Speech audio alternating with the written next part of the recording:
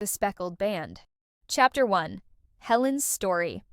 At the time of this story, I was still living at my friend Sherlock Holmes's flat, in Baker Street in London. Very early one morning, a young woman dressed in black came to see us.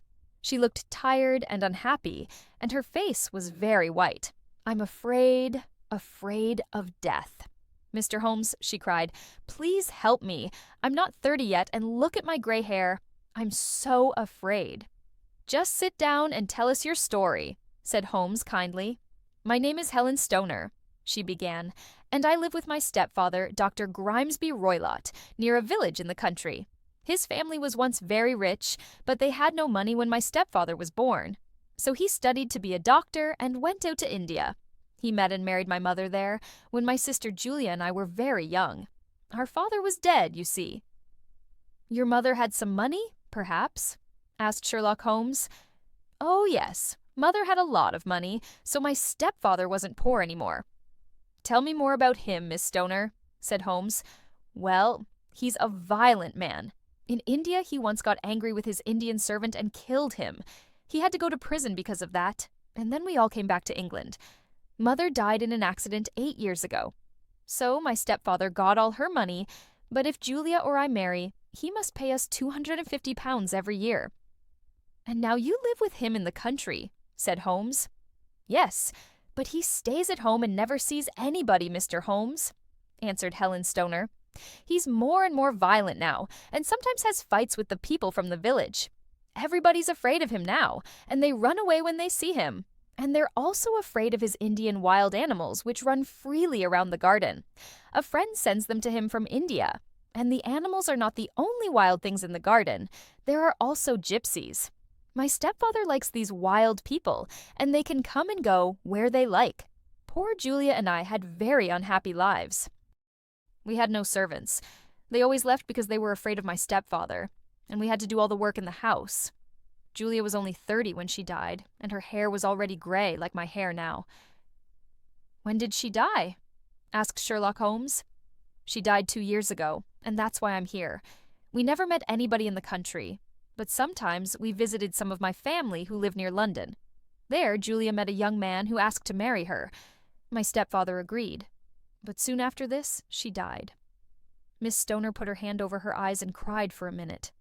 Sherlock Holmes was listening with his eyes closed, but now he opened them and looked at Helen Stoner. "Tell me everything about her death," he said. "I can remember it all very well. It was a terrible time," she answered. "Our 3 bedrooms are all downstairs. First there is my stepfather's room. Julia's room is next to his, and my room is next to Julia's. The rooms all have windows on the garden side of the house and doors which open into the corridor. One evening, our stepfather was smoking his strong Indian cigarettes in his room. Julia couldn't sleep because she could smell them in her room, so she came into my room to talk to me. Before she went back to bed, she said to me, 'Helen, have you ever heard a whistle in the middle of the night?' I was surprised. 'No,' I said. 'It's strange,' she said. 'Sometimes I hear a whistle, but I don't know where it comes from. Why don't you hear it?' I laughed and said, 'I sleep better than you do.' So Julia went to her room and locked the door after her." "Why did you lock your doors?" asked Sherlock Holmes. "We were afraid of the wild animals and the gypsies," she answered. "Please go on," said Holmes. "I couldn't sleep that night. It was a very stormy night with a lot of wind and rain. Suddenly I heard a woman scream. It was my sister's voice. I ran into the corridor, and just then I heard a whistle, and a minute later the sound of falling metal. I didn't know what it was. I ran to my sister's door.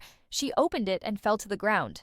Her face was white and afraid, and she was crying, 'Help me, Helen, I'm ill, I'm dying.' I put my arms around her, and she cried out in a terrible voice, 'Helen, oh my God, Helen, it was the band, the Speckled Band.' She wanted to say more, but she couldn't. I called my stepfather, who tried to help her, but we could do nothing. And so my dear, dear sister died." "Are you sure about the whistle and the sound of falling metal?" asked Holmes.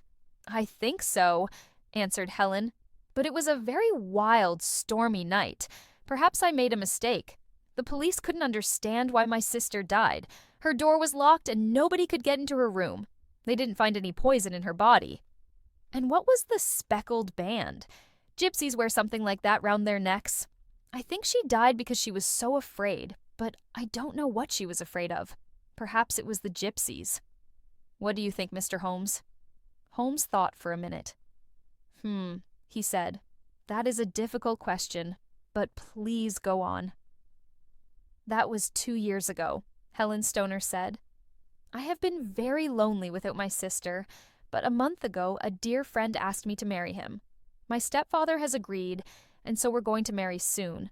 But 2 days ago I had to move to my sister's old bedroom because some men are mending my bedroom wall, and last night I heard that whistle again. I ran out of the house immediately and came to London to ask for your help. Please help me, Mr. Holmes. I don't want to die like Julia. We must move fast, said Holmes. If we go to your house today, can we look at these rooms? But your stepfather must not know. He's in London today, so he won't see you. Oh, thank you, Mr. Holmes. I feel better already. Chapter 2. Holmes and Watson visit the house. Holmes went out for the morning, but he came back at lunchtime. We then went by train into the country and took a taxi to Dr. Roylott's house.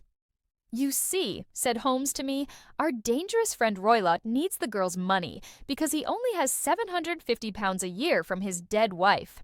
I found that out this morning, but the gypsies, the whistle, the band, they are more difficult to understand, but I think I have an answer. When we arrived, Helen Stoner showed us the 3 bedrooms. We saw her room first. Why are they mending your bedroom wall? Asked Holmes. There's nothing wrong with it. You're right, she said. I think it was a plan to move me into my sister's room. Yes, said Holmes. We went into Julia's room, and Holmes looked at the windows carefully. Nobody could come in from outside, he said. Then he looked round the room. Why is that bell rope there, just over the bed? My stepfather put it there 2 years ago. It's for calling a servant, but Julia and I never used it because we didn't have any servants. He also put in that air vent on the wall between his room and this one. Holmes pulled the rope. But it doesn't work, he said. How strange. And it's just over the air vent. That also is interesting. Why have an air vent on an inside wall? Air vents are usually on outside walls. Then we went into Dr. Roylott's room. Holmes saw a large metal box near the wall. My stepfather keeps business papers in there, said Helen. Does he keep a cat in there too? Asked Holmes. Look, there was some milk on a plate on top of the box. Now, Miss Stoner, he said, I think your life is in danger. Tonight my friend Watson and I must spend the night in your sister's room, where you are sleeping at the moment. Helen Stoner and I looked at him in surprise. Yes, we must, he went on. We'll take a room in a hotel in the village. When your stepfather goes to bed, put a light in your sister's bedroom window and leave it open. Then go into your old room and we'll get into your sister's room through the window. We'll wait for the sound of the whistle and the falling metal. How did my sister die, Mr. Holmes? Do you know? Please tell me, said Helen. She put her hand on Sherlock Holmes's arm. I must find out more before I tell you, Miss Stoner. Now goodbye, and don't be afraid, replied Sherlock Holmes. We walked to the village, and Holmes said to me, Tonight will be dangerous, Watson. Roylott is a very violent man. But if I can help, Holmes, I shall come with you, I said. Thank you, Watson. I'll need your help. Did you see the bell rope and the air vent? I knew about the air vent before we came. Of course there is a hole between the 2 rooms. That explains why Helen's sister could smell Dr. Roylott's cigarette. My dear Holmes, how clever of you, I cried. And did you see the bed? It's fixed to the floor. She can't move it. It must stay under the rope, which is near the air vent. Holmes, I cried, I begin to understand. What a terrible crime. Yes, this doctor is a very clever man. But we can stop him, I think, Watson.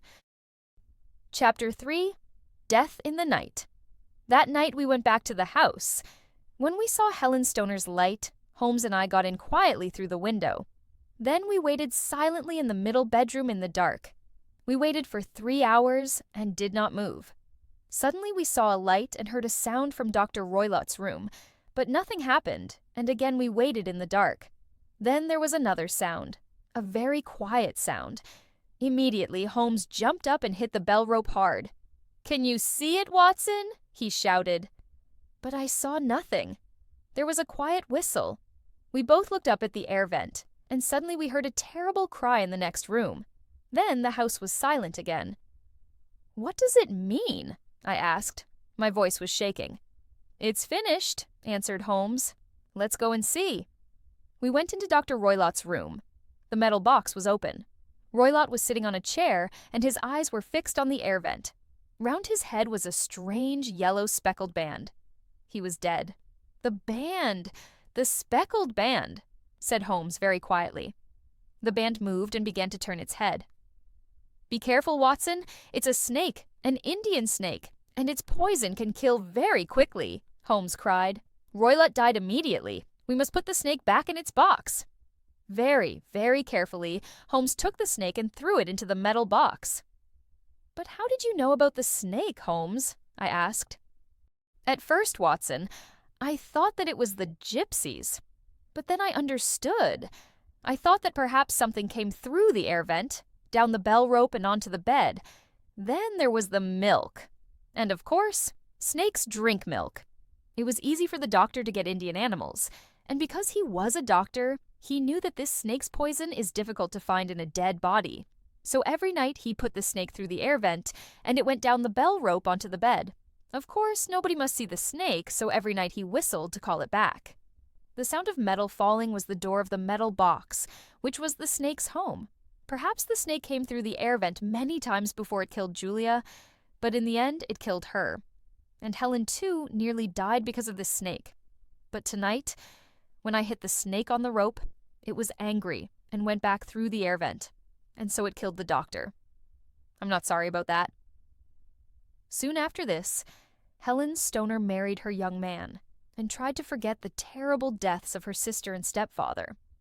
But she never really forgot the speckled band.